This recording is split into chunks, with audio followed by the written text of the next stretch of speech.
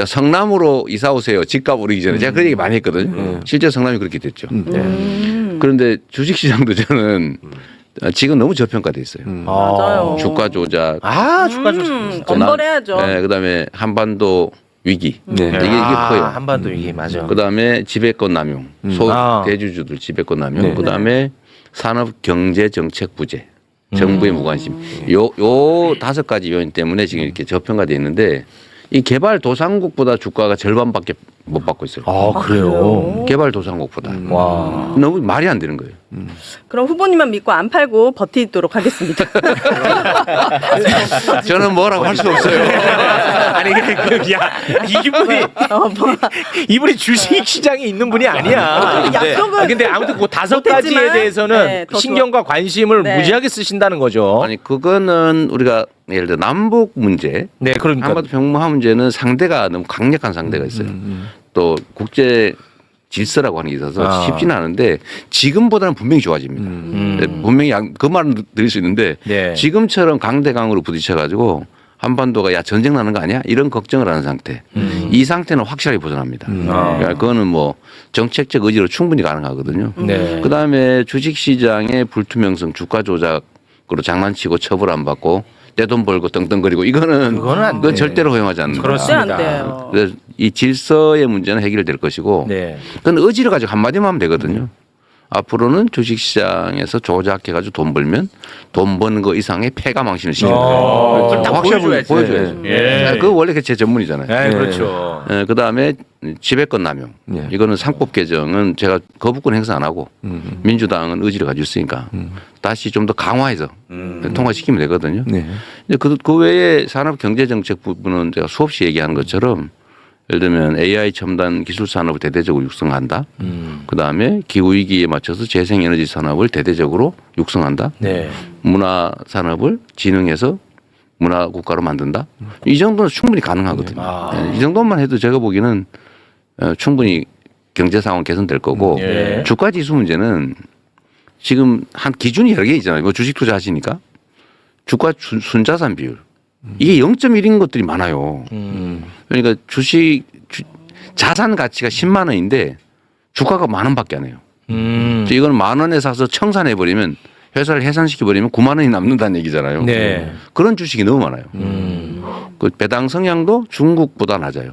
뭐 말이 안 되잖아요. 이게 그렇지. 사회주의 국가보다. 그럼. 그러니까 배당이라도 좀 제대로 해주고 그다음에 그 배당 회사에서 사실 주가를 누르고 있거든요. 자기들 마음대로 하니까. 그래서 이거를 좀 세제 혜택을 주거나 배당 성향을 올리면 예를 들어 순자산 비율이 너무 낮으면은 약간의 불이익을 주고 순자산 비율이 높으면 세제상 혜택을 준다든지 뭐 이런 식의 제도를 몇 가지 고치면 네. 그냥 현재 상태로 50%만 개선해도 제가 보기에는 한 4천을 넘기는 가뿐하죠. 현재 상태로만. 저는 이거 항상 궁금한 게 있었는데 우리나라 법제도에 네. 피해 금액이나 규모에 비해서 항상 경제사범들은 처벌 수위가 좀 약하다는 생각이 들었어요. 그러죠. 뭐 네. 전세 크게 사기범이나. 해먹을수록 형량이 작아요. 네, 저는 전세 사기범도 피해가 얼마나 신발을 훔친다든지 계란을 훔친다든지 이러면 완전히 뭐 오메. 엄벌인데 가혹한데 이런 거는 제도로 바꿀 수 있는 수천억 이렇게 네. 먹으면 아주 뭐 안전하죠. 그러니까. 이런 게좀 수천억 해먹고 답답했어요. 해외로 나가가지고 검찰하고 작업을 해가지고 누구한테 덮어 씌우고 자기는 싹 빠져나가고 이게 가능한 나라죠. 그거 바꿀 수 있습니까? 그건 아주 쉽게 바꿀 수 있어요. 그래요. 의지의 문제입니다. 의지의 문제다. 자기가 오염돼 있지 않으면 돼요. 자기와 측근들이 오염돼 있으면 거기에 어쩔 수 없이 끌려가는데 네. 자신과 측근들이 오염되지 않으면 그냥 네. 원칙대로 하면 돼요. 그냥 상식대로. 그러면 인사들도 깨끗한 사람을 쓸 수 있죠. 연루돼 있지 않으면. 그렇잖아요. 내가 뭐 누구처럼 대통령에서 돈을 벌어보겠다. 우리 가업으로 뭐 대통령을 한번 해보겠다. 뭐 이렇게 이미 생각하는 반면교사를 너무 많이 봤잖아요. 처갓집이 주식하니까 순방국도 바뀌어 막. 그런 나라를 우리가 살아봤는데 그거만 아니면 그러니까 내가 이재명 후보님에 대한 신뢰를 해서 한 가지만 팁을 드리자면 네. 경제 전문가분들이 저한테 그런 말씀하신 적이 있어요. 민주당 의원들을 보면은 제일 안타까운 게 투자를 해본 경험들이 너무 없어가지고 정책에 대해서 얘기를 하고 설명을 하다 보면 이 기초가 너무 다르다는 거예요. 그러니까 부동산 투자, 주식 투자 이런 것들을 저부터도 한 번도 해본 적이 없고 네. 우리는 현금이 생기면 그걸로 변제를 하려고 그랬지 투자를 해본 적이 없거든요. 그러니까 그런 경험이 없으니까 얘기를 해도 이분들이 이거 알아듣나? 이런 그게 항상 있었다는 거야. 그리고 옛날부터 이제 학생운동 열심히 하고 노동운동 열심히 하고 그랬던 사람들은 그 투자를 투기하고 동일시하면서 맞아, 약간 맞아. 죄악시하는 생각이 죄악시하는, 있거든요. 네. 그게 이제 큰 장벽인데 이제 그 양반들이 그러더라고 저한테 내가 지금까지 만나본 민주당 정치인 중에 가장 실물 경제를 잘 알고 이해하는 분이 이재명 의원이었다. 그러니까 이 부분에서 아까 지금 저렇게 말씀하신 거는 선거 때문에 외워서 공부한 게 아니라 네. 경험을 통해 설득하신 거니까 믿어도 돼요. 그렇습니다. 네. 아니 그 대통령 낙선하고도 그거 하고 있었어요. 아, 저는 그게 좋았어요. 그게 진짜 좋았어요. 네. 실물 경제. 아, 왜 나한테 뭐라고 해? 왜 이틀밖에? 아니 그걸 누가 오해를 하던데 자 대통령 선거를 떨어지고 난 다음에 사실은 생계가 막막하죠 갑자기. 그렇죠. 예. 물론 뭐 있는 걸 좀 털어먹고 살 수도 있는데 그래도 살 길을 찾아야 되잖아요. 네. 막 고민을 하다가 근데 학원 강사를 하기도 어렵고 뭘 가르치시려고요? 아니 어렵잖아. 네. 갑자기 하고. 진짜 진지하게 고민하셨네. 횟수가 안 되면 사람은 몰라. 야, 이거 진짜 고민한 거야, 내가 볼 때는. 고민하신 거야. 그렇다고 내가 어디 변호사 사무실 고용 들어갈 수도 없고 그렇다고 뭐 개업한다고 사건이 올 것 같지도 않고 정말 그럼 유튜브 할까 이런 겁니다. 유튜브 쉽지 않아요. 아, 그 제가 책 찾아보고 연구도 하고 내가 누구한테 물어보기도 했어요. 이게 소득을 어떻게 올리냐 실제로.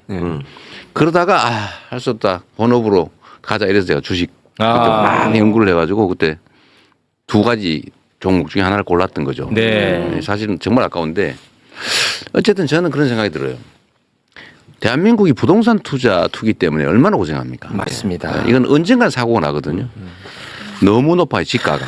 맞아. 부동산 가격이 예, 이 소득에 비해서 너무 높기 때문에 언젠간 사고가 나요. 이제 폭탄 돌리기로 가는 거거든요. 그런데 물론 이 가격이 안정적으로 관리되고 경제 성장이 그걸 받쳐주면 그런 사고는 안 날 수 있어요. 근데 지금처럼 계속 이렇게 버블을 향해 가면 위험해요. 그렇죠. 근데 이걸 막아야 되거든요. 네. 이걸 막는 방법 중에 여러 가지가 있지만 하나가 주식시장을 살리는 거예요. 우리 국민들이 투자할 데가 없어요.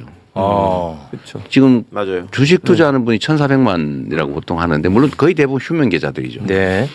이분들한테 주식시장은 안정적으로 그 은행 예금보다는 수익이 더 낫다. 수식이 더 낫다. 그리고 이게 도중에 배당도 받더라. 배당 많이 하잖아요. 예. 우린 배당을 너무 안 해서 문제인데 중국보다도 안 하니까 진짜 문제거든요.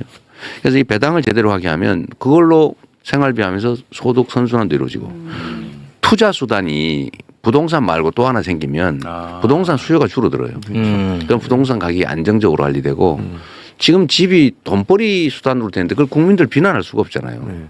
뭐 그밖에 돈 벌 길이 없는데. 그래서 그 외에 돈 벌 방법.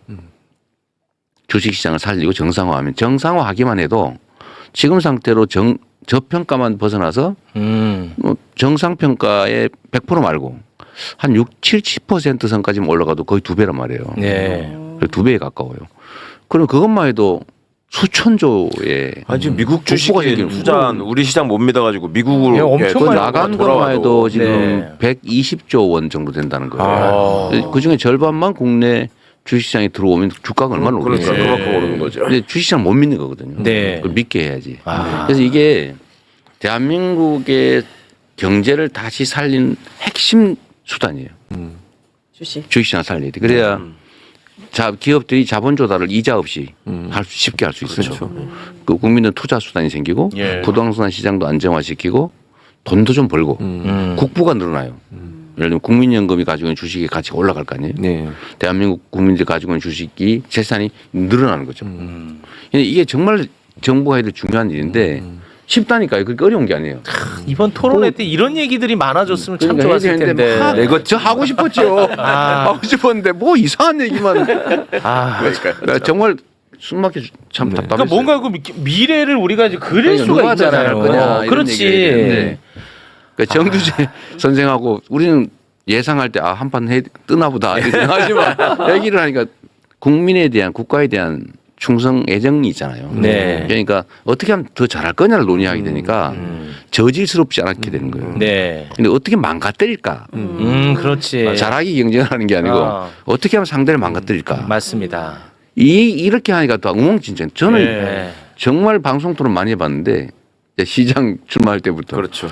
이런 경우를 처음 봤어요. 네. 아니 뭐 오늘 제가 뭐 사실은 좀 낯뜨고 아이, 그 얘기는 그 네. 어쨌든 그 얘기는 그러고 하지 말고. 어쨌든 네. 주식시장을 살리는 게 중요하고 네. 어렵지 않고 네. 꼭 해야 되고 가능하다. 네. 네. 아, 오늘 보니까 제가 이 얘기 그 펀드 가입했다고 어제 그 증권주가 많이 네, 올랐다던데. 오늘 그 보도 많이 났더라고요. 증권주가 상한가라고 예, 신고가